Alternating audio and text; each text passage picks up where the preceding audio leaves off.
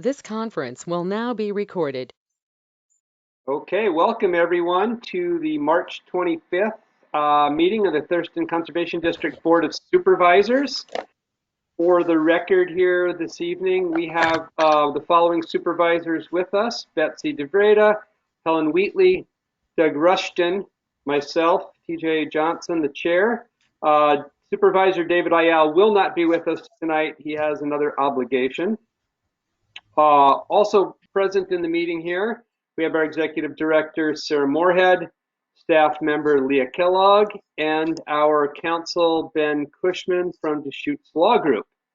And of course, this meeting is being recorded for posterity and historical purposes. So with that, the first item up here is an agenda review. Are there any changes either from staff or board members to the agenda?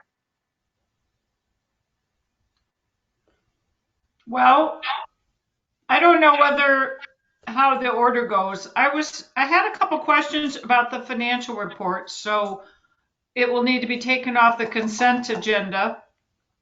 Okay. And, So let's pull that item, which is 3C, off of consent, and we'll insert it immediately after the consent agenda and before public comment. All right. Sounds good. Any other changes? If not, I would entertain a motion to approve the agenda as revised. I move that we approve the agenda as revised. Okay, moved by Betsy. Moved by Betsy. Do we have a second? I'll second, Doug. Seconded by Doug. Okay, so let's go to a roll call vote here. We're voting on the revised agenda. Betsy? Aye. Doug? Aye. Ellen? Aye. And chair votes aye. We have approved the revised agenda. Next item up on this revised agenda is the consent agenda.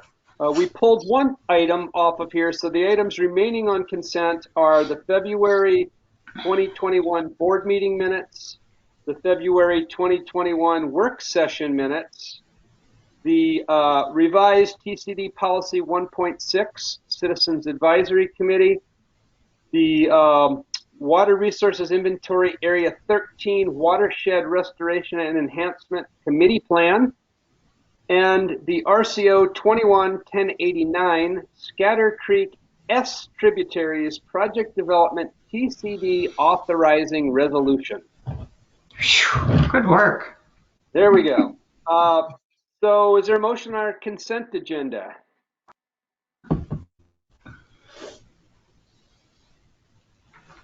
Would someone please make a motion on our consent I agenda? move that we accept the consent agenda. Moved by Betsy. Is there a second? I'll second that. Seconded by Helen. Roll call vote. Betsy? Aye. Helen? Aye. Doug? Aye. Chair votes aye.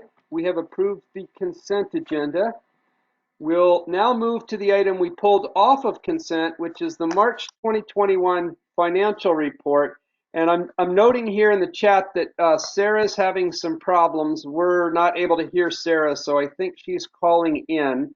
Are you back into the meeting yet, Sarah?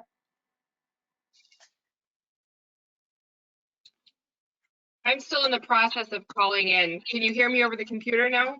Yes, we have you over the computer.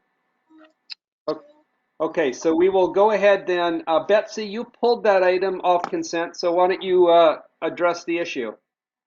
Okay, they're just small things as usual for me.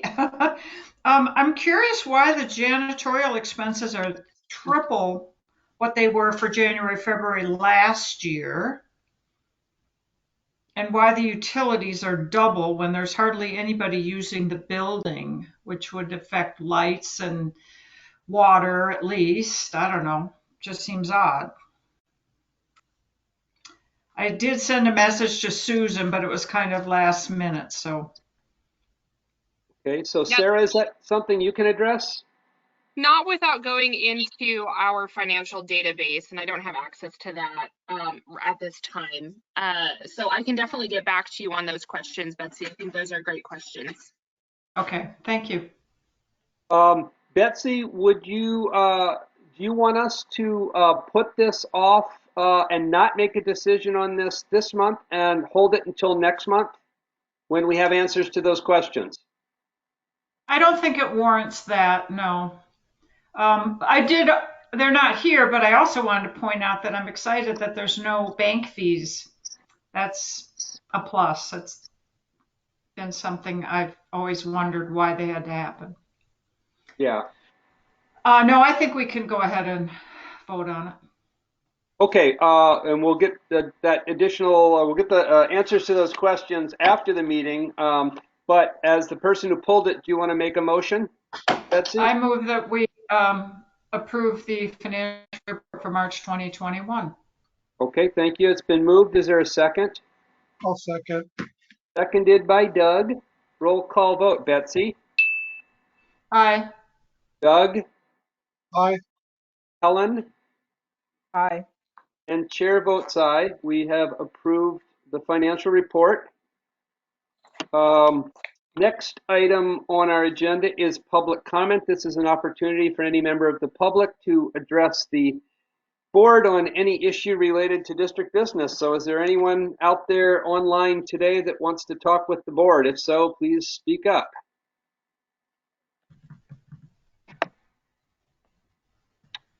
I'm not hearing anyone, and I'm not seeing any member of the public online here tonight.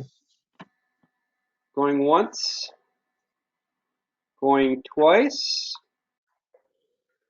I will close public comment. That moves us on to item 5, partner reports.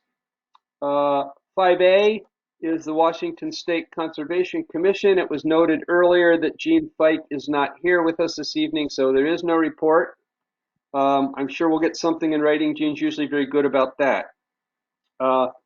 Next two items, item B, WACD, and item C, NACD. We received written reports prior to the meeting. Doug, do you have anything to add, or board members, do you have any questions for Doug's written reports? Let's go with questions first. Okay, any questions? Doesn't look No? like it. Okay. There, Okay. in addition to the stuff that was in the written report, there's a couple other new items. One is on July 24th through the 27th, NACD will have its summer meeting in Chicago. That is an in-person meeting. That's the first one since Las Vegas annual meeting in 2020. And then the second item is similar. August 30th to 31st will be the joint Pacific and Southwest region meetings in Jackson, Wyoming. If you can go, I'd really urge you to. Will you be attending both of those meetings, Doug? Yes, I will. Okay. Reluctantly, I'm still, even though I've got both the COVID shots, I'm still a little nervous about being around people, but that's a personal issue. And it's a few months away yet, so a lot can change Yes. in a couple months. Yes. Okay, thanks, Doug. That moves us to item D, the State Department of Ecology. I see that Elena is here tonight. Hello, welcome, and happy to have you here for your report.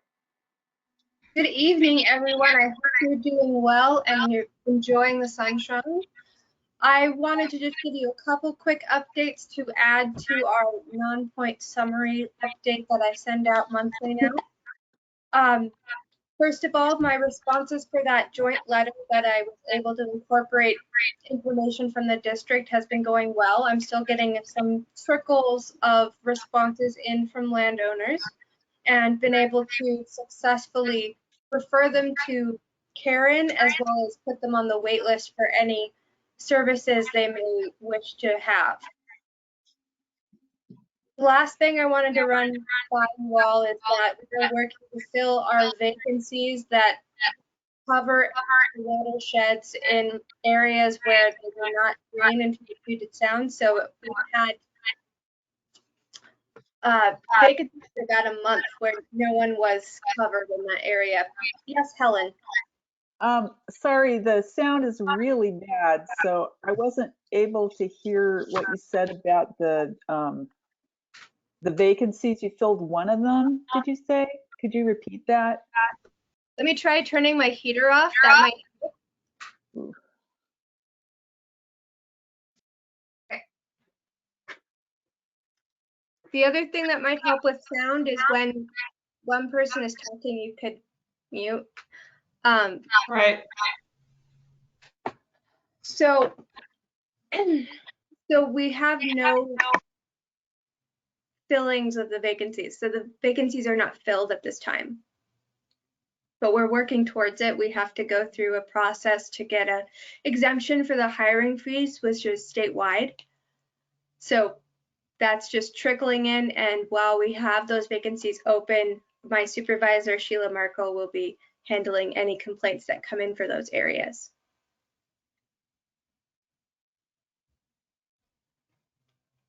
And I know I just asked you all to mute, and now I have open for questions. Sorry to make you all mute. Okay, are there any questions for Lena? I'm not hearing any, so thank you for being here. Thanks for the written report as well. We appreciate it. Thanks very much. Okay, that moves us to item 6, COVID update. Sarah? All right, I'll do a sound check. Can you hear me all? Yes. Wonderful. And Can I interject that Robin Buckingham did provide an NRCS report?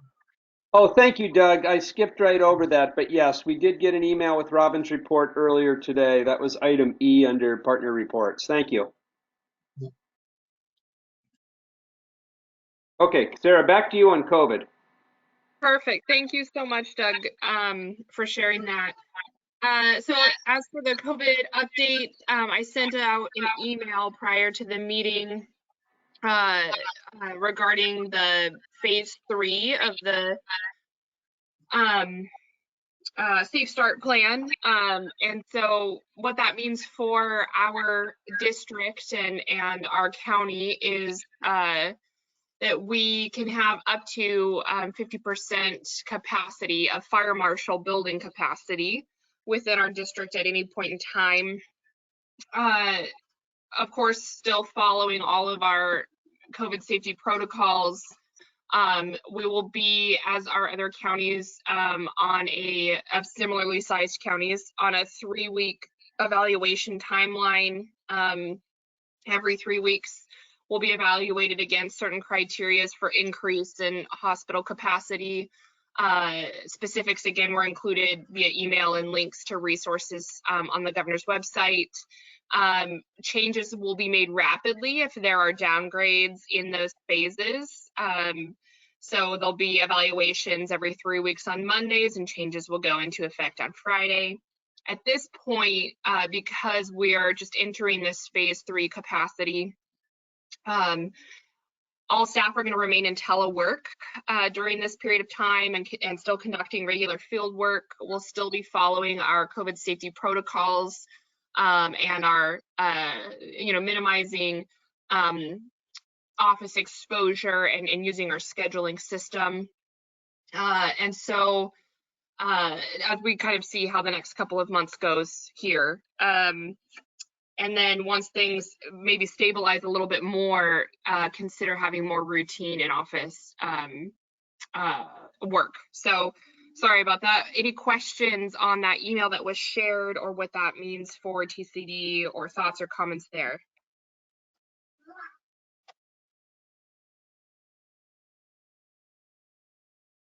Not hearing anything. Yeah, I don't see a way to raise my hand with GoToMeeting like Zoom. What would be the projection of having in-person board meetings and work sessions again? Would you guys guess? I think it's up to us.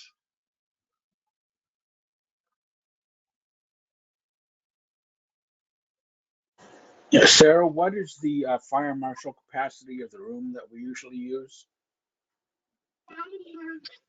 That's something I'd want to confirm, but I think off the top of my head, it's somewhere around 40 individuals. So that's something definitely to consider.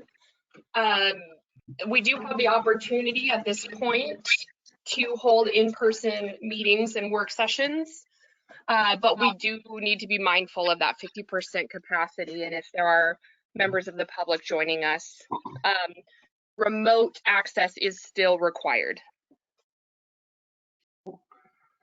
Yeah, and if we did that, I would recommend having a overflow room available with media set up in there for remote access. And that might just be too cumbersome to deal with for a 50% occupancy. But that's up to the board. Yeah, Betsy? Well, and I'm thinking 50%, really they're talking about in a room. I mean, I would not be comfortable meeting with what we have like 9 people right now in the typical boardroom we use, unless everyone were vaccinated. I concur. Yeah, I do as well. That would be a concern of mine. And I'm seeing Helen's head nod as well. And this is a little dicey because this is sort of personal medical stuff here, whether people choose to disclose whether they've been vaccinated or not. Makes it a little somewhat complicated to make this decision. Well, I'm not vaccinated and don't know when I will be, so I'm not squeezing into any of the categories yet. Yeah. Well, I think the remote meetings have been working fairly well. I agree. They're quick, which I really like.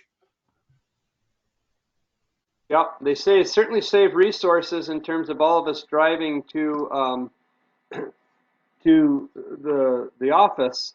You know, and I guess the one thing I've always sort of been concerned about is the public participation.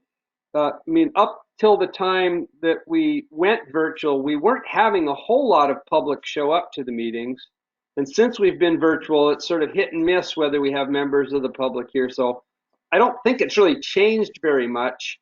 And that the people that might be interested in the district's business still know we're meeting. They're still getting the meeting notices and the same things that they would get if it was physical, just choosing not to participate. I guess a question for you, Sarah, have you heard anything at all from members of the public, either asking when we will go back to physical meetings or any type of complaints or issues with participating in these virtual meetings? No, we have not heard any issues whatsoever. We have not received any calls the entire time, in the last year asking to physically attend board meetings or if or when we're going to have physical board meetings. I would offer that most of our other virtual events have had much higher attendance because of the accessibility of the online platform.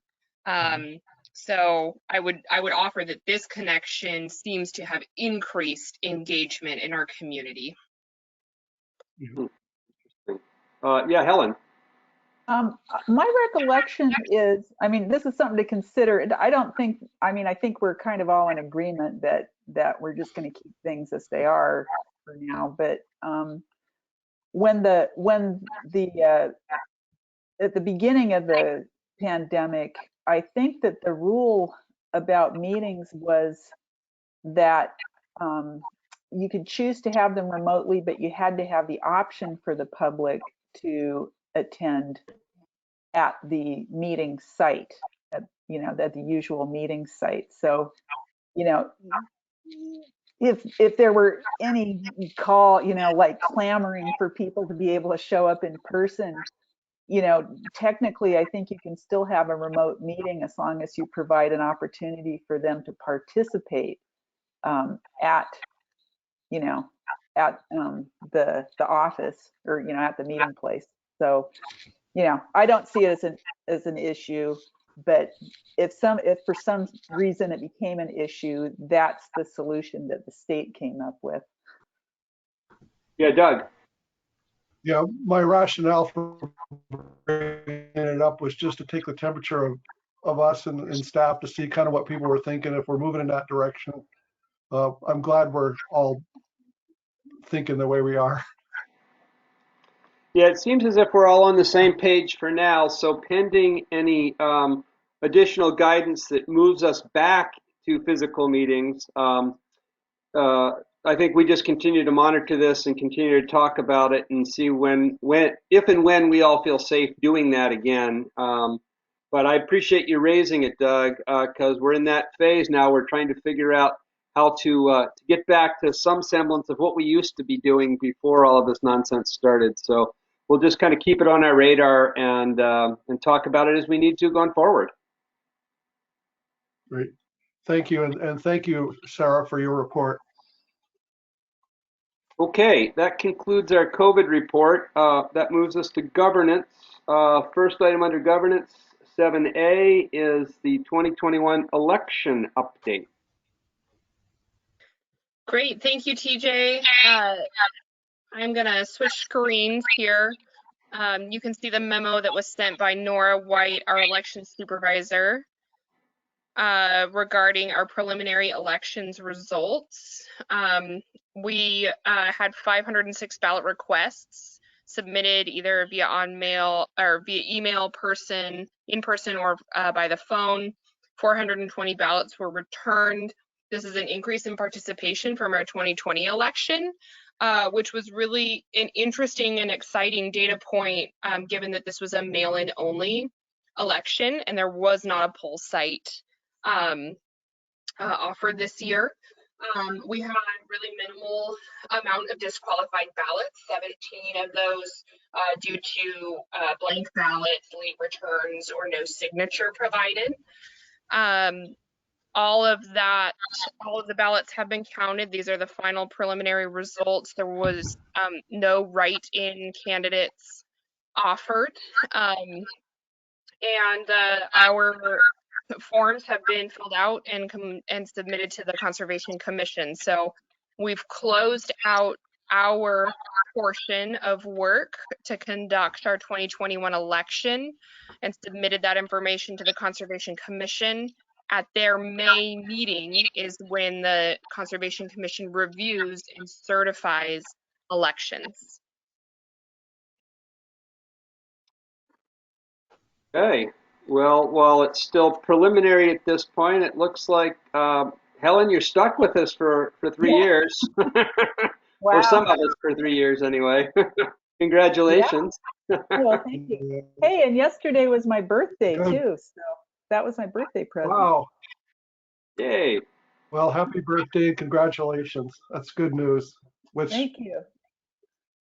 And I think on behalf of the board, Sarah, please express our appreciation to Nora for a very smooth election process, no controversies, no problems. We really appreciate that and the professionalism that she brings to that work.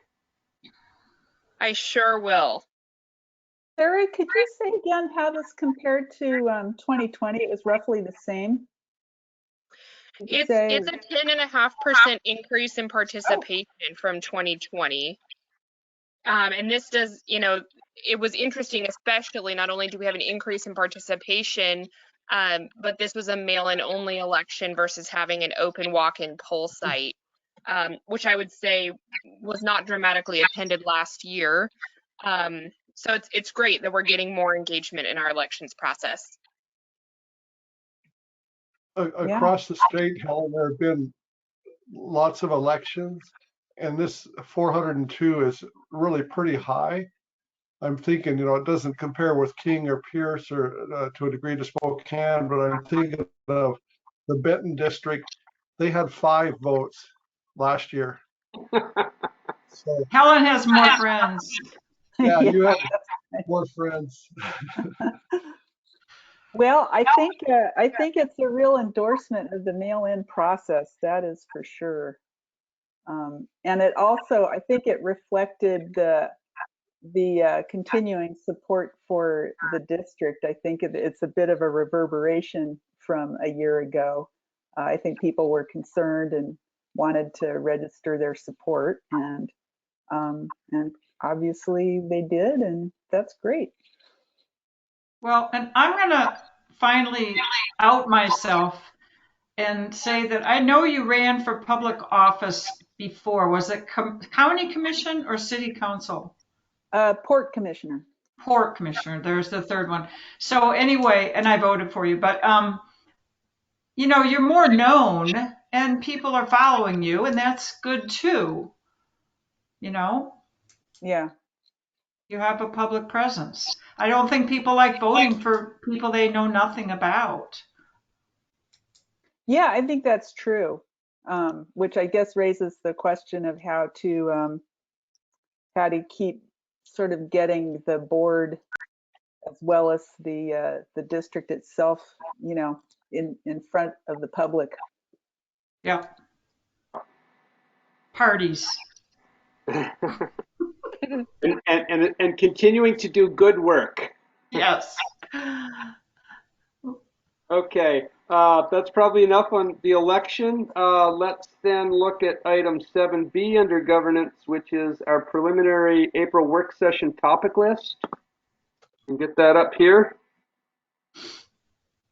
We are working on that. My computer is, it's feeling it today. I apologize for the delay.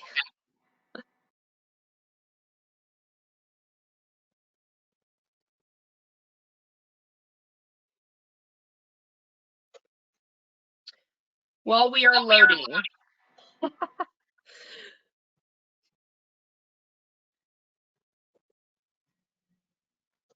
I could show off the grandbaby, but he's not back yet.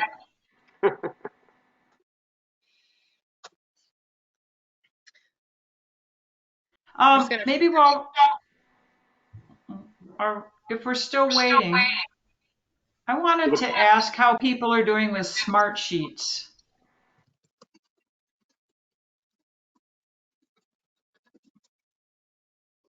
Did anyone hear me?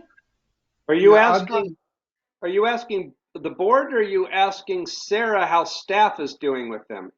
Or both? I'm asking the board, and Sarah, whenever you're ready, just interrupt me. I'm just filling time. We get that staff report in an email, and I have not succeeded in seeing anything but a blank screen, as if I want to create a document myself. I haven't navigated it correctly. Has anyone? Yeah, that was my issue too. I figured it was on my end, and I gave up pretty quickly and didn't try any further. So, yeah. Well, Leah offered to troubleshoot with me.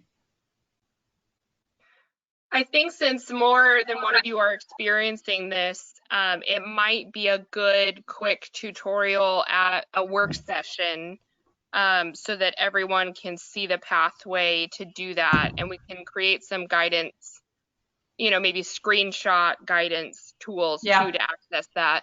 This is an interim way to view that smart sheet, and when the board dashboard is completed, you won't have to have this sort of back way in to view these sheets anymore. You'll have a beautiful homepage with icons that you just click on that you can have as your desktop when you open your browser, and everything you need will be there. And you won't have to have different links and passwords and all kinds of stuff to sign in all over the place. So it'll just, everything will be right there at your fingertips. And I am really excited for when that happens. And I apologize for this interim process.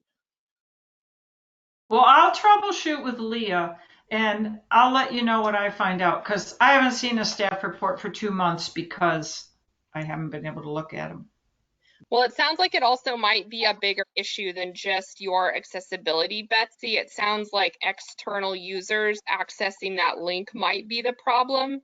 So we need to figure out, I think, to make sure that it's not just because we're internal users clicking the same link that we're getting in them, if that makes sense.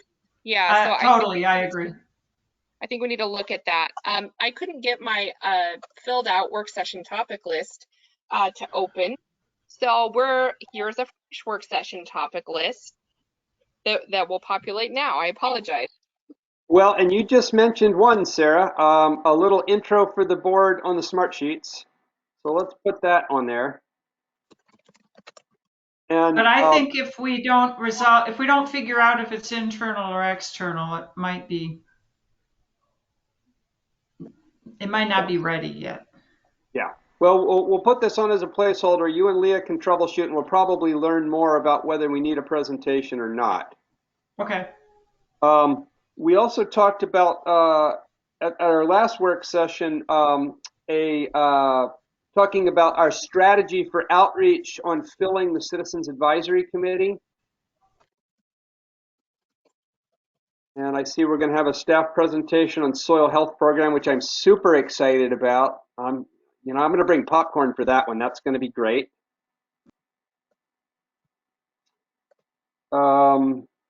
We will review minutes of this meeting at that work session.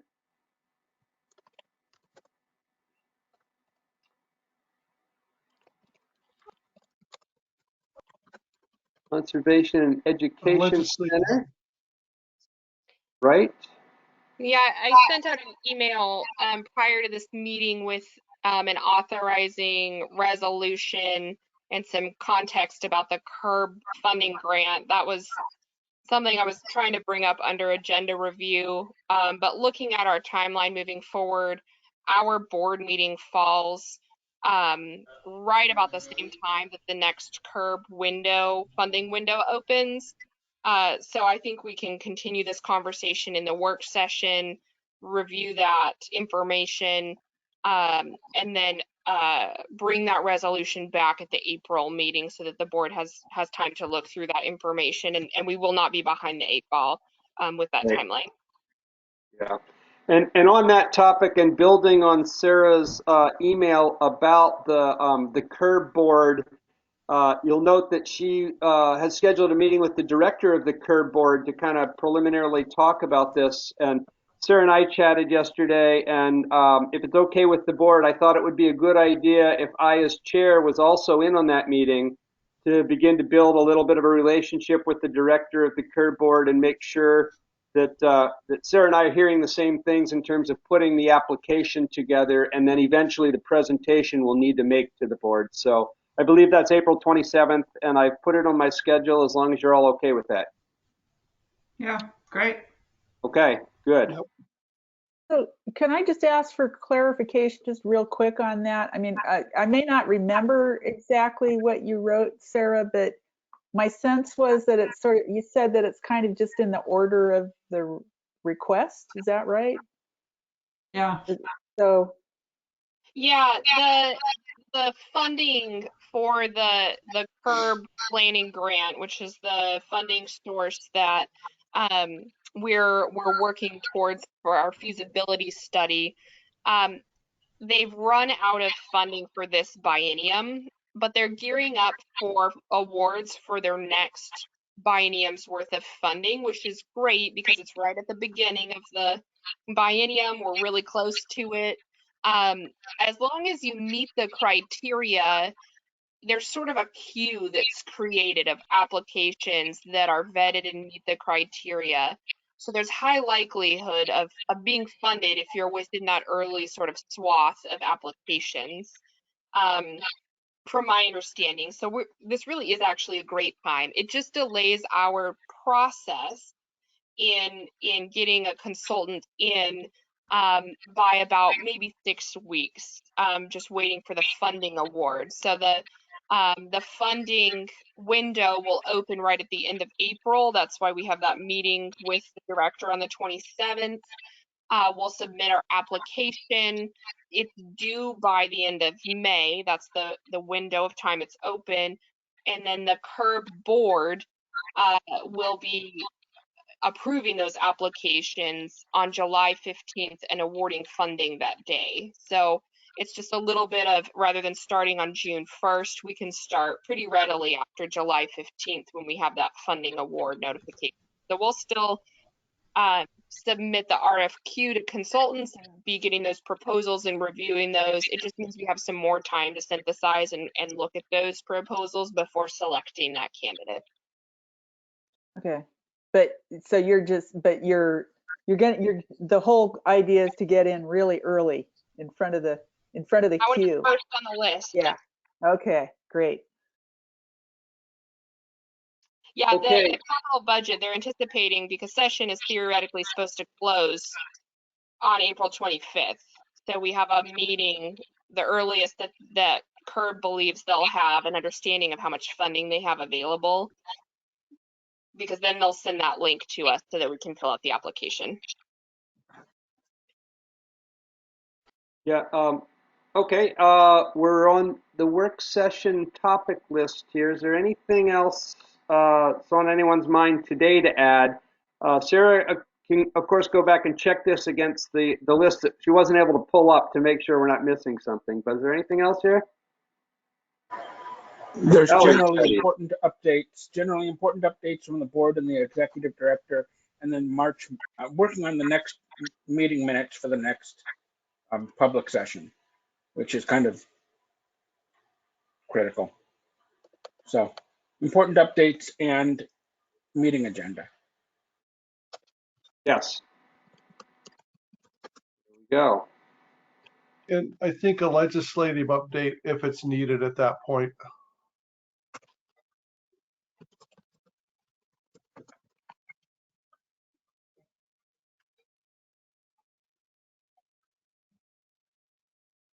Okay. There's a draft topic list that'll come out to us, and of course we can make changes up until the time we sit down and start talking. But that's a good starting point.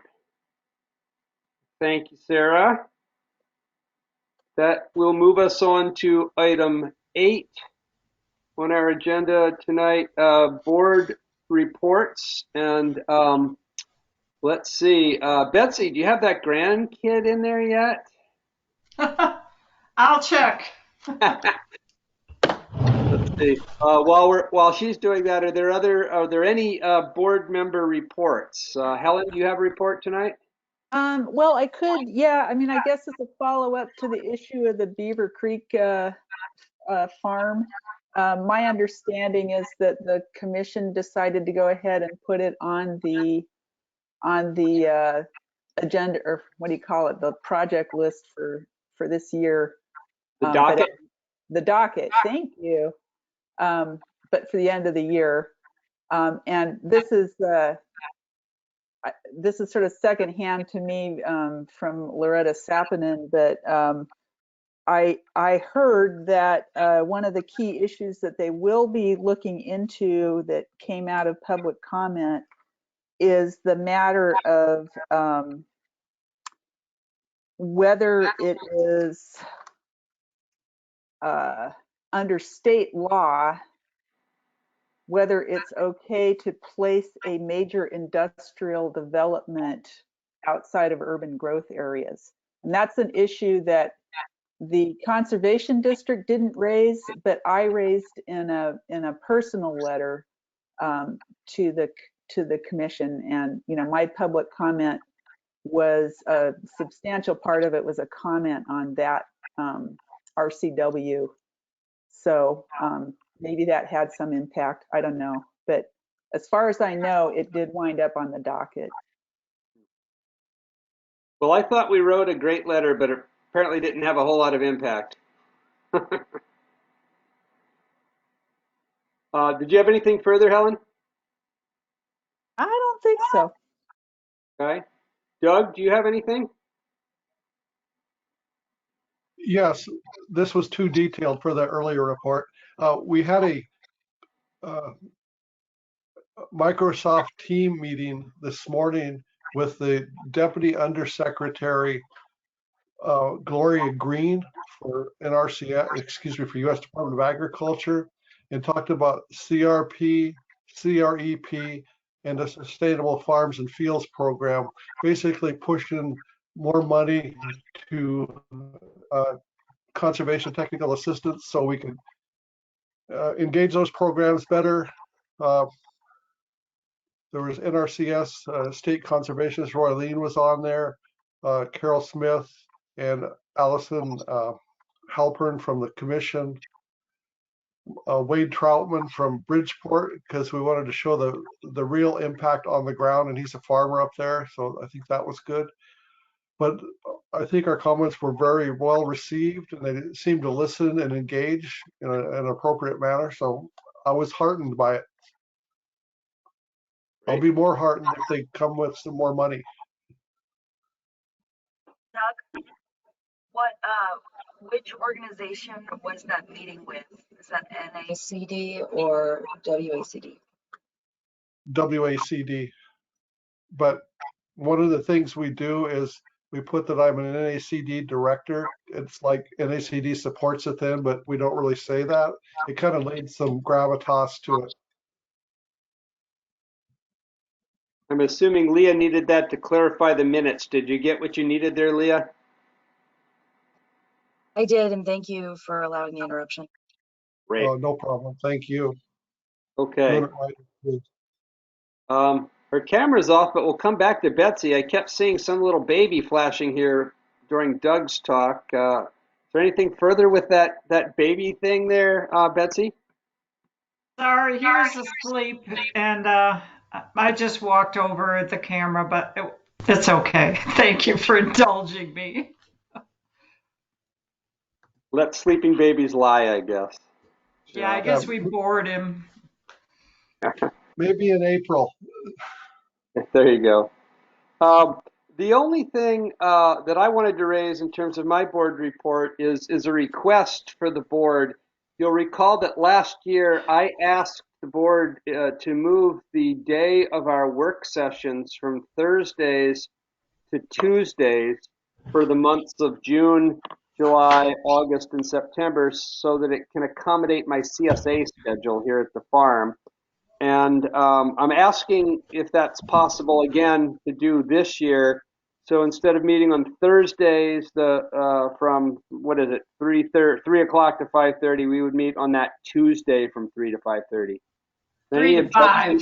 Doing that starting in June? It's fine by me. And it's Okay. 3 till 5, I believe. Yeah, 3 to 5. Yep. And we're usually done before then. Okay, we'll check to make sure that doesn't create a conflict for David. But I really appreciate your flexibility on that. Just helps me do my job as chair and as owner of a farm and everything. So thank you. And with that moves us on to item 9, our executive director report.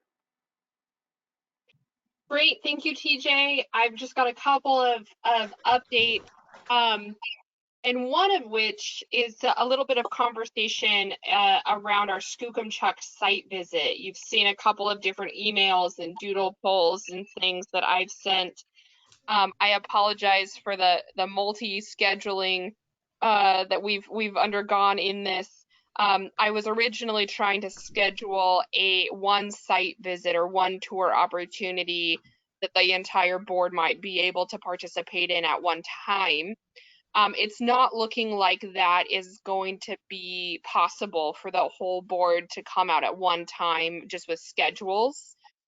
In the week of March 12th, or excuse me, April 12th through the 16th, which is the original week we were looking at scheduling the site visit, we'll have our staff out there a majority of the time. So what I'd like to see, and I thought it might be easiest if we have this in a conversation rather than a third email scheduling attempt, is if we host 2 tour opportunities on Monday, April 12th at 2 p.m. and Tuesday, April 13th at 2 p.m.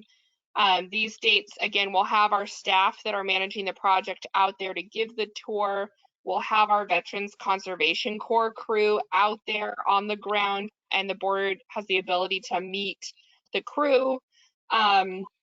So those 2 dates would be available. We would go ahead and post public notice, OPMA notice, that the board may have a quorum on either of those days for this tour.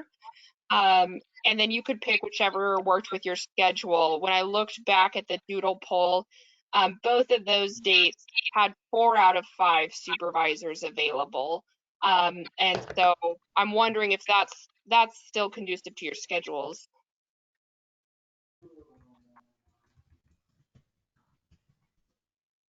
Tuesday the 13th would work for me. Either day works for me. I'd prefer Tuesday though. Great. Yeah, I think David was the only one that was unable to participate on Tuesday, but was also excited about coming. And so if we do the Monday as well, I think it'll give David the opportunity to participate, and then supervisors can choose. Doug, does either of those dates work for you? My calendar's still loading. So, If I said it worked, it would work for me. I don't have my calendar handy. Great. Ellen, you got your calendar loaded there really fast, I know. Yeah, real fast. That's what mine looks Oh, like yeah. too. Thanks for making me look inept. Appreciate it. The 12th or the 13th are fine with me. Could I ask the board's indulgence on something else? Would you all mind if I ask Carol Smith, the executive director for the Conservation Commission, to come? Great. I think that'd be a great idea. Okay. Sarah, what do you think? Sounds wonderful. I know that Josh Gentoli, who's the Southwest regional manager for the commission and manages the Chehalis Basin strategy work that we do, is also planning on participating in one of those days. It would be great to have them both. So I'm assuming Carol came on board when we were having our trauma, and I'd like to show her that we're doing great now. Great. So Sarah, I assume that we'll see an email with more specific information, directions, etc., like that prior to the tour. Yeah, absolutely. We'll send that out early next week so that you have all of that information. We'll include the invitation for Carol as well. She has that. Yeah, that sounds great. So thank you for that. And I'm really excited to get you guys out on site to see this project because it's a really exciting one. The other 2 updates we have are, one is we had a collaborative project funded. You saw it referenced in Robin's report from NRCS actually. And that is a partnership project between WSU Extension and NRCS, Eco Studies Institute, and the Conservation District in Thurston County and U.S. Fish and Wildlife Service, really focused on creating a livestock system and creating really intensive conservation grazing management plans.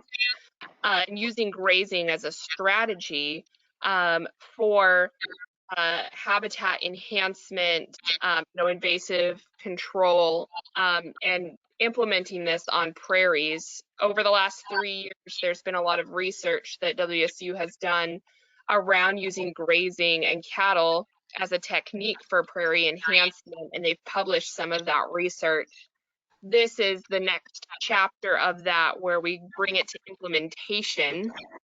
And so I'm really excited that the district is a partner on this, and we're working with some local area ranchers on this to continue to develop these tools and resources so that we can do this throughout all of our sort of South Sound Prairie areas. So that's a cool project that was funded that we'll be working on. I wanted to share a cool project that we're also participating in applying for funding for. As TransAlta is pulling out of the Chehalis basin and have their sort of closeout and reclamation plan over the next several years. One of the topics of conversation within the Chehalis Basin is TransAlta's water right. It's a pretty substantial amount of water. I've heard consultants share that it's half the stream flow of the Skookumchuck River, which is that's a lot of water. And so a lot of that is destined to go back into protect in-stream flow, I think, permanently. There's a portion of that there's interest in supporting additional economic revitalization in the area with. That's sort of their two-pronged mission as TransAlta leaves, because closing a plant creates, there's a lot of jobs that are lost in that, and so they want to in the reclamation plan do enhancement of the habitat from the mining operation, but also try and support the economy in the local area. And so there's a conversation about how a partnership could form with potentially local districts, conservation districts, to create the grandbaby. To create maybe a local agricultural water bank where during seasonally appropriate times, water can be leased for agricultural irrigation, and when it's not being used.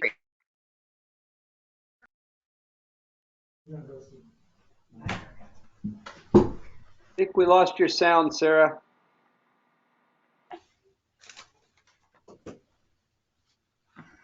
There's the baby, though. Look, we have a baby. Benefit in-stream flow. This is a really used for irrigation. Unique cause necessarily be. Oh my gosh, the cheek. So that's a good end point. I'm sorry. You better take it. This is not polite. It may be impolite, but we liked it. Yeah. They come when they come and they go when they go. You can't schedule them.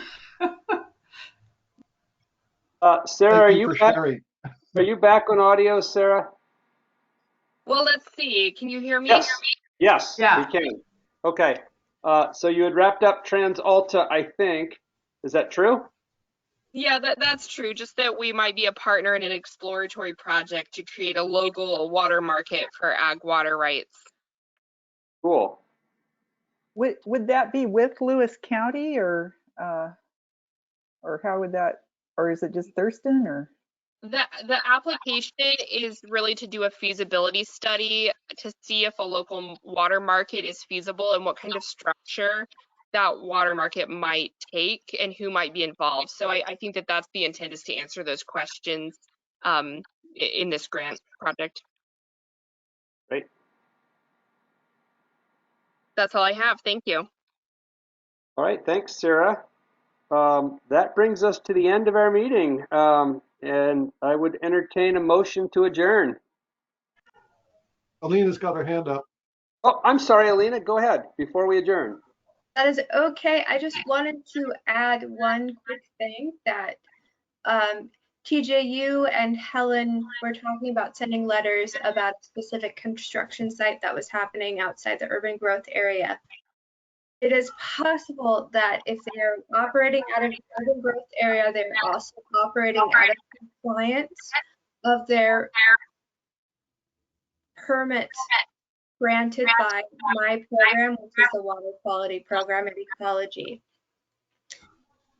My suggestion, if you are amenable to it, is to submit an ERTS report through the there's a link on the non-point update summary that I sent out. Or you can talk to me directly and I can talk to my counterparts in the permitted areas of those that would pertain to a construction site. Since your point on this, Helen, would you mind connecting with Alina after this and see where that issue can go and report back to us? Sure, I'll do that. Thank you, Okay, Elise. great. Thank you, and thanks for bringing that up. And Doug, thank you. I didn't see your hand, so thanks for checking me there. I appreciate the opportunity to exercise my due diligence when having information come up of this nature. So thank you very much, everyone. Great. Okay, so with that, I would entertain a motion to adjourn. I move that we adjourn. Moved by Helen. Is there a second? I second. All right, seconded by Betsy. Roll call vote. Helen? Aye. Betsy? Aye. Doug? Aye. And chair votes aye. We are adjourned. Thank you all for another very efficient meeting here, just under an hour. The sun is still out, so Yeah. we can maybe get outside and take a walk or do something in the sunshine before it goes down. So Sounds thank you good. all, Great. and we'll see you in a Thank couple you. weeks for the work session. Bye-bye. Okay. Hey, Sarah, could you stay on? I'd like to talk with you just for a second.